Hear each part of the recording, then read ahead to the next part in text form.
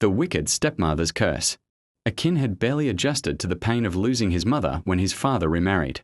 His father, Tunde, had found a new woman, Madame Risi, whose beauty glowed like the sun. But beneath that golden exterior lay a heart of bitterness, jealousy, and malice. The first day Madame Risi stepped into their home, Akin knew his life would never be the same.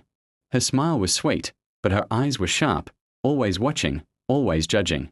She had 2 children, Sade, a spoiled, selfish girl of 16, and Kunle, a troublesome boy of 12, both favoured and adored by Madame Risi.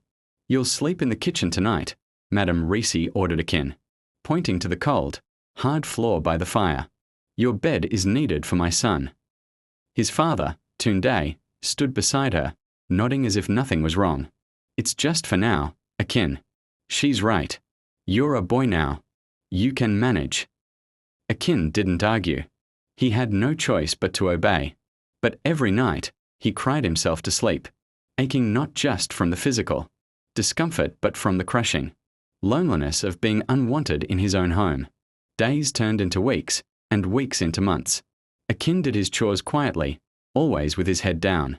He fetched water from the river, swept the house, and fed the animals, all while Madame Risi and her children lived comfortably in their rooms. His father, ever blind to the injustice, never once questioned Madame Risi's treatment of Akin. One evening, after a long day of work, Akin sat in the corner of the kitchen, eyes fixed on the flames in the hearth. He closed his eyes, imagining his late mother's comforting voice. "Don't let anyone break your spirit, Akin," she had whispered before she passed. "No matter how hard life gets, you must hold on to kindness. One day, the world will see your heart." But the world didn't see his heart. All they saw was a servant boy, beneath notice, without a place in the world. Madame Risi's cruelty weighed heavily on him, but he remained silent, his tears falling softly, unnoticed. Madame Risi's cruelty didn't go unpunished. One morning, as she was preparing breakfast, Sade collapsed to the floor, convulsing with fever. The entire house went into chaos. Kunle, too, fell ill shortly after, his legs becoming weak, his body drained of energy. No matter what Madame Risi tried, no herbalist or doctor could heal them. The sickness spread from one child to the other, and soon, Risi's entire world began to crumble. "Why won't they heal?" She screamed at the elders who had come to examine her children. "Why is this happening to my children?" The old healer looked at her with pity in his eyes. "Your children are not sick by ordinary means. There is a force at work here, a curse born of evil deeds." Madame Risi scoffed, unwilling to believe in anything beyond the medicine she trusted. "What curse? I've done nothing wrong." But as the days wore on, it became clear that her children's condition wasn't improving. The illness spread, and Madame Risi's perfect life began to disintegrate. She couldn't understand what was happening, until one evening, when she overheard a conversation between the village elder and her father. "Your son, Akin, he has a spirit around him, his mother's spirit," the elder had said softly. "The earth does not forget the suffering of the innocent. Those who are wronged will one day rise, even if they remain silent."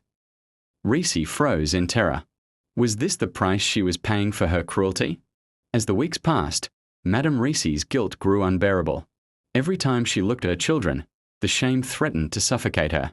She tried to force herself to be kind to Akin, but the boy had grown distant, his once cheerful eyes now dark and wary.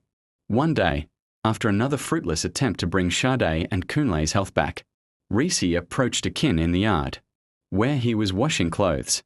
"Akin," she began, her voice trembling, I've been harsh. Forgive me. I was wrong to treat you this way." Akin didn't look at her. He simply continued scrubbing, his hands moving slowly, methodically. "Please, Akin. My children are suffering. I beg you to forgive me. I know I was wrong." Akin's voice was cold when he finally spoke. "You should not have hurt me. Madame Risi, forgiveness doesn't undo what has been done. My mother's spirit will never forget the pain." Risi gasped, her heart hammering in her chest. What do you mean?" Akin stood, turning to face her for the first time in months. His eyes were filled with a quiet fury. You cannot undo the suffering you've caused. Not with words. Not with kindness now. The world will balance itself, Madame Risi. It always does. Days passed, and the once proud woman who had ruled over Akin's life began to wither. Her wealth disappeared, her beauty faded, and her influence waned.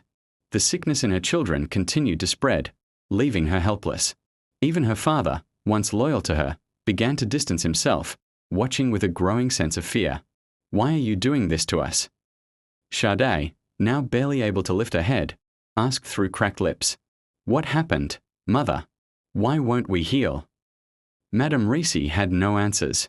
Her face was pale, her eyes hollow. She spent sleepless nights pacing, racked with guilt, haunted by the cries of her children. In the dead of night, Madame Risi found herself standing outside, staring at the stars. Please, she whispered to the heavens, I will do anything. Just let them live. But no amount of begging could erase the damage she had done. Every kindness she tried to show now felt hollow, as though the earth itself had rejected her. One stormy evening, when the winds howled like wolves outside, Madame Risi fell to her knees in front of Akin, tears streaming down her face. Please, she begged, please forgive me.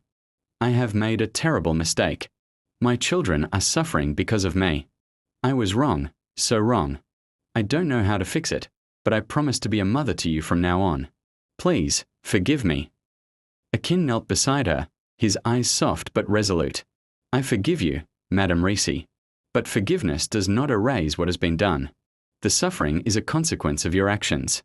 Your children will never be the same, and neither will you. The next morning, Madame Risi awoke to find her children alive, but their spirits broken. They had been healed, but something inside them had changed.